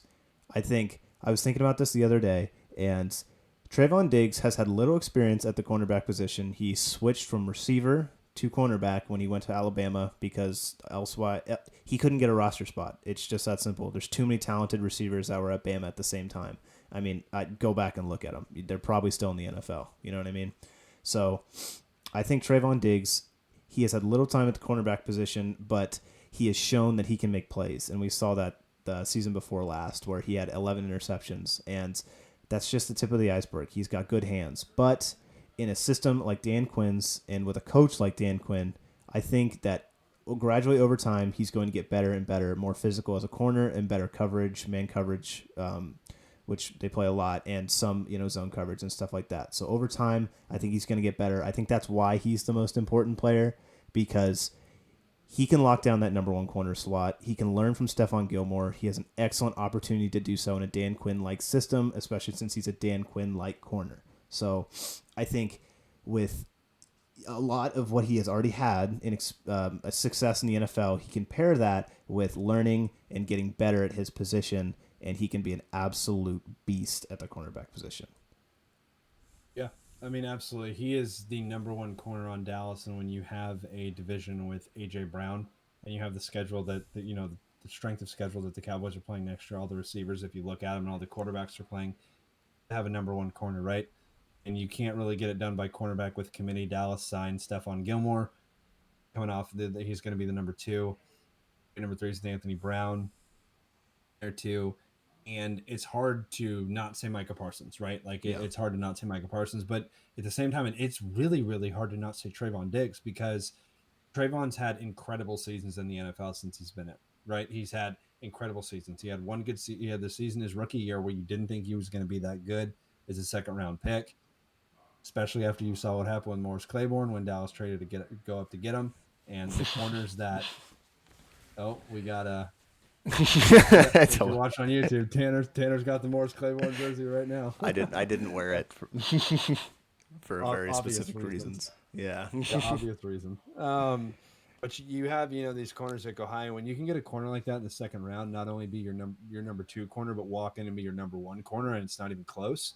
Okay, follows it up with the season with 11 interceptions. That's been the more interceptions I've seen since I've started watching the Cowboys, since I've been born. So that's pretty cool. You know what I mean? You have Trayvon Diggs in there, and I don't remember Deion Sanders back in the day. I really don't. That was a little bit right before my time, but Dallas didn't get a lot of turnovers. Dallas didn't get a lot of interceptions in the early 2000s up until we got Trayvon, and we did when Trayvon came in. So you have Trayvon with a guy that's like, hey, get paid.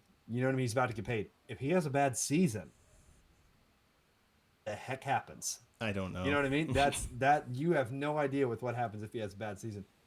It's going to. It doesn't happen. Like, you don't have two really good or three really good seasons and then just fall off. You know what I mean? That doesn't happen. But yeah, I completely agree. Trayvon Diggs, he's playing for a contract this year specifically, so absolutely. Micah Parsons is my guy. He's going to be paid player, probably quarterback wise too. He's probably going to get paid more than the quarterbacks whenever he does sign the deal. Makes every single play from the linebacker position. Line him up anywhere, he'll cover anybody somehow. I don't know how he is actually able to get down the line with his frame. You want to talk about looking like a smaller guy like Aaron Donald? Look at Micah Parsons coming off the line. He's just so speedy and so good. Did not think he was going to be this good coming out of Penn State. Was super amped. Got him, mid-round, but did not think he was going to be this good. But yeah, I mean, Tanner hit it on the head earlier, right? You have Dak Prescott, you have a CeeDee Lamb, you have a Tony Pollard. You have a lot of guys that are literally sitting there for contract. Dak's got left on his contract. CeeDee Lamb is playing for a contract. And two, Tony Pollard's on a franchise tag. All these guys we're talking about do not have contracts for the foreseeable future. Hopefully it's with the Cowboys. but we're about to see what's going to happen. But yeah, there's a lot of guys in the Cowboys this year that are playing for a contract, and guess what? Usually good when people are playing for the contract on the team, because I think they're all going to have really really good seasons. But that is it for this episode of RDH Sports, folks. Thanks for tuning in, and we will catch you on next week for some more sports talk. Bye bye.